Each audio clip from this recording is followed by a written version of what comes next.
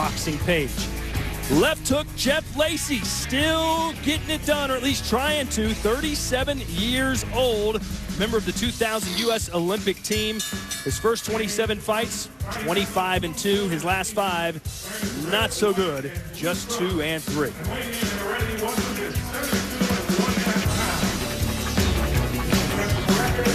And there is his opponent out of Cuba, known as El Talentoso, which I'm told is the great talent. He's from Cuba, graduated high school there in 1999, and has a perfect record of 14-0 with 9 knockouts. He is 32 years old, but I'm sure an extensive amateur career in Cuba. Want a good, clean fight, protect yourself at all times, obey my commands at all times. Good luck to both of you. Touch them up. Just how extensive? Well, I got the answer for you. A little over 300 amateur fights for Barrera, but of course, Lacy, 220 amateur fights.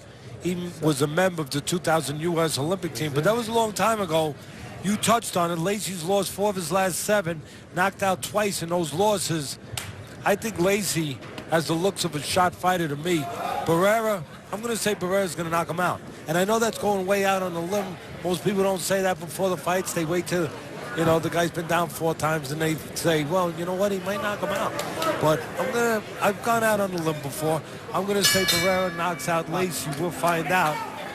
I'm just wondering whether or not the people here have basically served the former world champion Lacy up as a sacrificial lamb to an undefeated prospect who maybe they think is going somewhere. Big right hand connects from Barrera, and all of a sudden Lacy's quickly back against the ropes. I just don't think Lacy should be fighting anymore. I really have my doubts about him at 37 years of age. You know, not just fighting, but fighting with this kind of an opponent in this kind of spot. Lacy beat some of the best B-level, B-plus level fighters in the world, but when he got up to that A level, when he fought Roy Jones and Joe Calzaghe and Jermaine Taylor, he never could get it done. Don't push. Barrera now teeing off indiscriminately to Lacy. Right. Step back, let him out. Step back. Lacy from 7 years ago probably knocks Barrera out. But tonight, not looking good so far, a minute into round 1. Yeah, I have my doubts whether or not someone like Lacy, again, 220 amateur fights, a lot of fights, former world champion, taking a lot of punches, a lot of miles on that odometer. That one question whether or not he should be fighting. I don't think he should be fighting anymore. I don't think he should have been in the ring with his opponent. I said it before the first punch was thrown. 7. And obviously, I'm saying it again. Come here, walk to me. Come here. You all right? Not for a lack of being in shape. You see he's got a 6-pack. He's toned, looks fantastic, but he's been in so many battles, taking so many headshots over the years. Well, this referee's going to have to watch because, you know, the corner, of course, has a responsibility here too, but remember, they were part of the decision-making that put Lacy in this position, put him in this fight at this point in his career. So I think the referee's got to be the one ready. I mean, Lacy's shot. He's a shot fighter. His legs are gone. He could wind up getting hurt here. I think this fight should be stopped. Right. Step back. Lacy still doesn't have his legs underneath him from that first knockdown. The referee's watching him. The referee wants to stop this fight, I think. And I think he's right. I think the fight should have probably been stopped before it was signed. I mean, look at the legs of Lacy. I mean, he's got no pins. He's got no pins. And that's neurological sometimes, where you've been in a fighter that's been in that many fights, taking that many punches, the signals don't go down to the legs. The legs, the pins, they don't look sturdy anymore. And I hate to say it, but he's got exactly the look, Lacy does, of a fighter who's been around too long. You know, those legs that just don't respond well.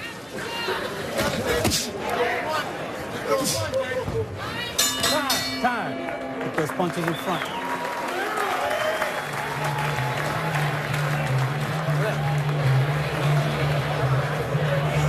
All skill ain't lost. All skill ain't lost. Give me my ice pack, please. My ice pack. You okay? I need my ice pack. On the neck. Jay, you can't stand in front of him. Stand to the left. Stay to the left. Shoot to the body. You got to stay ridiculous with this jab, Jay. All skill ain't lost. You see the right hand there. The jab set it up. The right hand. Lacy's leg's just not good. Left took a little push, but the leg's not steady. And again, the right hand, Lacy caught it at the end of it. That's probably why he got up. You could see at the end of the right hand, he was pulling back, took a little off it, but still, Lacy does not have the durability that he once had. And again, you see, he gets pushed back in real time. He gets pushed back a little bit right into the line of fire, and then the left hand sets up a long right hand. And again, Lacy got caught on the end of the right hand. Not the full impact of it, but enough to put a 37-year-old Lacy into a bad place. The worst thing I can say about it right now is Lacy was in a bad place before he got put into a worse place. He was in a bad place coming in here. Teddy, is it a case of his friends, his trainer, his manager simply not saying, you've done enough, it's time to walk away? Or is it Lacy saying, I don't care what you say, I'm still doing it? I don't know. I don't know the answer to that question. I'm not privy to that, but it's probably a combination of both. Probably a combination of, obviously there's people around them that is saying, okay, we'll go forward, we'll give it a shot. And maybe they're not realistic, maybe they don't see the truth. You know, I don't know. But and maybe it's Lacy obviously saying, no, I can do this. You know, and I still want to do it. But that's when somebody has to intercede, you know, in this business. You know, you're a baseball player that stays around too long, you embarrass yourself. But you don't get hit in the head. You know, you don't get hurt. See, that's the thing that worries me about boxing sometimes, is there's no national committee, no national commission to really make those decisions, and they're tough. Who's to say that someone doesn't have a right to make a living, to pursue a living? But there's got to be standards, there's got to be rules to protect the fighter from this kind of situation. You know, in football, baseball, and basketball, you don't have to worry about somebody going too long. You know why? A team won't sign them. The stats show it, too. Yeah, the stats show it, but they won't sign them. It's like the team won't sign them again. But in boxing, there's always someone that'll put a guy in as a stepping stone, and that's what Lacy's in here tonight, as a stepping stone.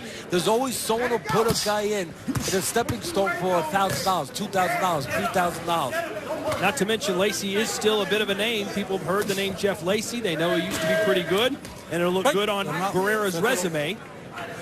I tell you, Barrera's not looking good if he doesn't get rid of Lacy. I'm going to be fair here and say both sides. Barrera needs to get rid of him, you know, and blow him out of there probably this round. If really they're going to get what they wanted out of him. They knew they had a shot fighter. They knew they had a name on his way out, and they wanted to exploit that. They wanted to take advantage of that. Well, if they're going to take advantage of it, they need to get rid of a guy that everyone can see now he should get rid of. Somewhere in the back of Lacy's mind, he's thinking, I've still got my left hook. If I can just land it one good time. Break. Step back. Step back. Break. Step back. So all looked lost in round one, but as Lacy's corner said to him, all still ain't lost. He's still in there, just barely though, as Barrera catches him with a straight right. Break. Step back. Time. So 2 rounds in the book. Lacy still in it, at least technically, against Sullivan Barrera out of Cuba. Todd Grisham, Teddy Atlas ringside. We heard from Brian Campbell. We heard from Bernardo Osuna. We haven't heard from you. I'm not going to throw a punch at you. I don't want you to faint right on national TV. Thank you. You okay? You good? You all right no, now? Because you looked a little peaked. You looked a little pale. I do. You get your color back? All right. Manny Pacquiao, Floyd Mayweather. I can't even talk. He touched me. What are your thoughts on the possibility of that fight actually happening now? It's going to happen. I put my guarantee on it. It's going to happen now because, look, what it comes down to is Pacquiao is so eager to make the fight because he doesn't have any options. I mean, he doesn't have anywhere else to really go to get the numbers that they want to get. The pay-per-view numbers that will give him the numbers in the bank account that he wants. The only thing that's been holding it up, not Mayweather being afraid, Mayweather having a chance to fight someone else first. Get a chance to fight Cotto for pretty good numbers. The key to me is you don't see Cotto. That's the ace in the hole. It's like a card game here. You don't see Cotto. well, then you're going to wind up seeing Mayweather and Pacquiao, because Cotto would be the only reason now that Mayweather would not wind up fighting Pacquiao, because he's got 2 fights left, Mayweather, on his contract with Showtime, guarantee of $30 million. And with an upside, you can make maybe 40, 45. With Cotto, you can do that. There's no one else out there. So you don't see Cotto. I don't see Cotto. I don't see him anywhere around. That tells me Floyd then is going to go and make the fight with Pacquiao. That fight's going to get made. All the boxing fans, I shouldn't say all, but most, hope it happens. If anything, other than just till we don't talk about it anymore. 7 years in the making between Mayweather and Pacquiao. Look, as picket as you look better than Lacy. And Barrera, I'm not impressed with Barrera. I mean, really, it's backfiring on him. They got a fighter who, it's pretty obvious, is in pretty bad shape here, Lacy. And you know what? He's probably going to wind up knocking him out. There go the legs again. He's got to take 3 rounds to knock him out. All right. Lacy trying to buy time. If you stare at Lacy's legs long enough, you'll see his knees lock up. Yeah, I mean, his legs, look, you hate to make fun, but, I mean, we're not making fun, but his legs look like, you know, your grandmother's spaghetti on Sunday when she made it on Friday. You know what I mean? The legs are soggy. And when the legs are soggy with an old fighter, that means the signal's not going through to those legs. Those legs are not responding. They're not the way they're supposed to be. Lacy, 37 years old. Barrera, 32. He's not a spring chicken. Barrera's a lot bigger. Just look at the size difference. I mean, he's been bigger throughout his career. He's been as high as 202 pounds, half his career at cruiserweight, while Lacy has been a super middleweight his whole career. Lacy started boxing at the age of 7. Said he got into fights at school all the time, so his dad, as punishment, took him to a boxing gym. But the lesson backfired because Lacy fell in love with the sport and has been boxing ever since. 30 years in the sport. But it's not bad enough that Lacy has all these problems. I mean, he also has a lot of inactivity. Feels like to me, or it looks like to me, retirement. If you go back 2 fights ago, he was off 3 years, Todd. Before that, he was off almost a year and a half. So, you know, there was a reason why he was off that long. Break. There we go. Who would have thought that Lacy would survive 2 more rounds after how bad round 1 ended up? Yeah, well, it tells you Barrera is not the greatest prospect in the world, as much as his people might think he is.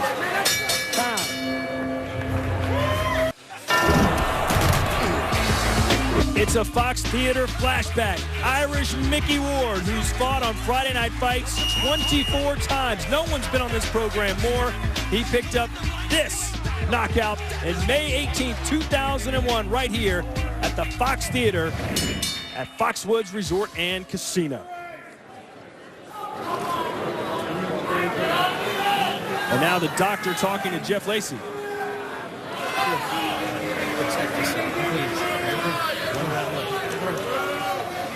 He's good. Okay. Good. Neutral corner. I don't know if you could hear the doctor, but he said, protect yourself. You got 1 round left. But as you can see, Thanks, Tom. there are 5 rounds left. Thanks for that. Thanks for that. Really shrewd advice. Thank you, Doc. I'm a parent. 1 point. My low pinkish blow. skin. 1 point. Low blow. 1 point. Low blow. Okay, mira, no lo pega atrás de la cabeza tampoco. Okay, let's go. Time in. Go. He's got a point given to him already.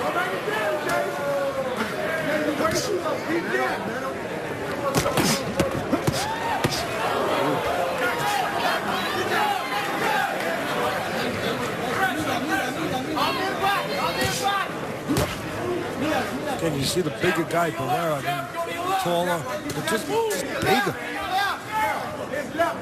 Campaign a lot of his career is cruiserweight. I mean, you got a cruiserweight in there with a junior middleweight. A 37-year-old junior middleweight.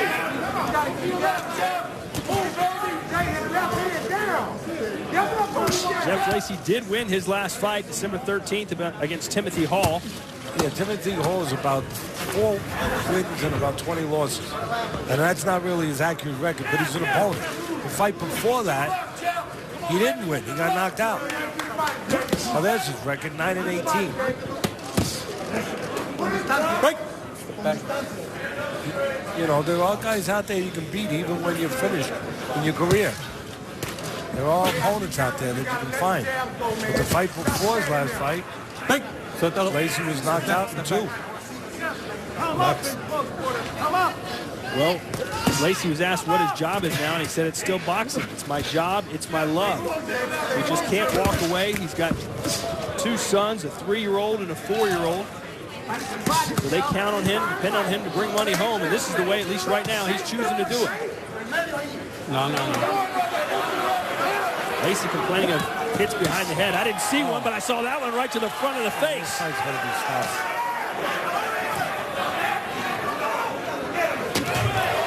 This fight has to be stopped. And there it is. You know, he took 4 rounds of damage that he didn't need to take. Because I don't believe this fight needed to be there. But that's me. Here's the merciful end of the fight, Teddy. Take us through it. Yeah, the left hand keeping separation, getting full extension on the right hand. Didn't come back with the left hook there the way you should after the right hand, but he didn't need to. Barrera again finding a home for the right hand. Lacy trying to counter in between, but at this point in his career, he's a little late. And there's the right hand that started his demise. Here's the very end. The referee had seen enough. He's seen enough all night long. And he finally pulled the plug on this one. Look, all the heart in the world, Lacy, and I don't take that away from him. He's got the heart of a former champion, and he showed that, but his days are gone. It happens. Now for the official particulars, we send it up into the ring. Here's Phil Tufano.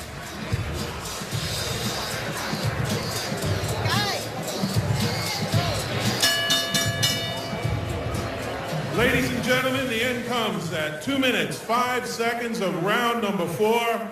Referee Mike Ortega calls a halt to the action. Your winner by TKO victory and still undefeated in the blue corner, Sullivan Barrera.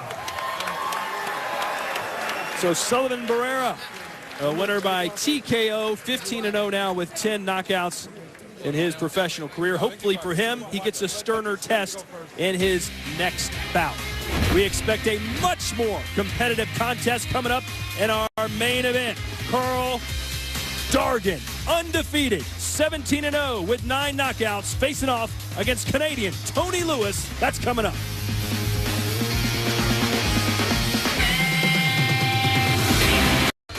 We are live at the Fox Theater, getting set for our main event. But first, let's look back at what was supposed to be a great fight weekend. The trilogy finale between Alvarado and Rios, but boy, did it disappoint, unless you're a fan of Brandon Rios. It was all one-way traffic. We thought that Alvarado would try and fight on the outside and not get into a slugfest. Turns out he didn't do either one of those things. He was a human punching bag as Rios landed 6 times as many punches. Alvarado retired on his stool at the end of round 3. It's time to look like a champ, brought to you by Just for Men. It's our CompuBox statistics, and look at the punches thrown and landed. Rios, 120 landed. Alvarado, just 20. He only threw 87. Alvarado, even after the fight, acknowledged that he didn't train properly, Teddy. He wasn't in shape to go in there in this fight. What do you think the future holds for both these men? Well, I mean, look, the future, Rios has a future. Alvarado doesn't right now. That's the second time he's quitting a fight. He quit against Provodnikov on his stool. You know, at least he tried a little bit more, but he took a beating. He quit on the stool, and he quit the other night. I mean, that's one thing you don't want to see a fighter do. First of all, he took He put his signature on the contract. He took the $750,000 or what, somewhere around there that he made, and he wasn't ready. But he took the money, and he has an obligation to be ready. He wasn't. He paid the price. He took a terrible beating. But then in the end, he got out of it by quitting. I mean, when the referee, the uppercut worked all night long for Rios. Actually, any punch he threw was going to work because Alvarado was just a punching bag. But the referee asked him, hey, do you see, how many fingers do you see? He put 2 fingers up, and he said 4. I mean, you don't have to be the Mason Kreskin. I know I'm not in his mind, and I'm not in his body, but please, Todd, everybody out there, we're not fools. I mean, he didn't see 4 fingers, but he said 4 fingers because that was his way of getting out of punishment. He didn't have another way. He didn't have a way of going and throwing punches, moving his head, you know, digging to the body. That was his way to get out of taking that beating the rest of the night. So he fabricated how many fingers he saw. Look, probably his corner should have done the right thing and not had him in that position. They should have probably stopped the fight so he didn't have to embarrass himself as a fighter that way. But again, he did the one thing that you never want to see a fighter do. He spit the bit. He quit. He did quit. It looks like Alvarado's next fight is going to be in a courtroom as he faces felony charges. It is now time for our main event, and we expect